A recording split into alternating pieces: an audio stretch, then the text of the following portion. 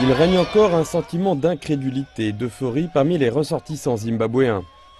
Les Zimbabwéens vivant ici, en Afrique du Sud, ont exprimé des sentiments mitigés, de l'espoir mélangé à de l'appréhension.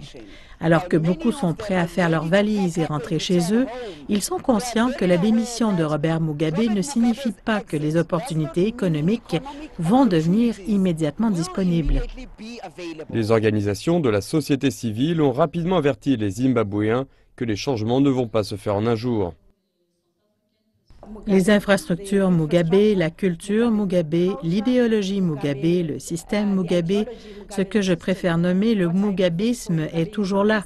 Et nous devons continuer la lutte. Dans l'euphorie, les gens pourraient oublier qu'il y a encore un long chemin à parcourir. Les chaînes mentales sont parties et nous savons que tout est possible. Donc cela signifie qu'il existe une opportunité pour que la société civile, que les mouvements pro-démocratiques commencent à organiser l'avenir.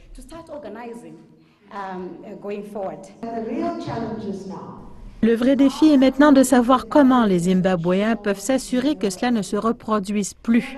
Ne plus jamais devoir subir ce genre d'humiliation, d'indignité, de répression qu'ils ont dû endurer durant ces 18 dernières années. Cela nécessite un processus qui soit ressourcé, un processus qui soit approuvé et engagé, un processus qui puisse permettre aux citoyens à un niveau vraiment local d'être capables de s'exprimer sur le Zimbabwe qu'ils veulent vraiment. Human Rights Watch a déclaré que l'implication de l'armée dans ce processus n'était pas idéale.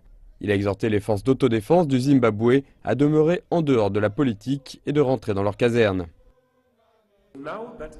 Maintenant que l'armée est intervenue directement pour déposer l'un des leurs, nous devrions rester vigilants sur le fait que Mnangagwa, la direction de l'armée, et Mugabe ont fait du même bois. Nous avons besoin d'un processus de développement global au Zimbabwe qui ne se focalise pas seulement sur le fait de dire que nous avons besoin de développement, mais pour dire que nous avons besoin des droits de l'homme, nous avons besoin de démocratie, nous avons besoin de responsabilité, d'un départ frais pour tout le monde. Et nous devons nous assurer que c'est le pouvoir du peuple qui soit le garant du pouvoir politique et du gouvernement, et non pas les militaires. De nombreux Zimbabwéens ont hâte de pouvoir rentrer chez eux afin qu'ils puissent faire partie de la reconstruction de leur pays.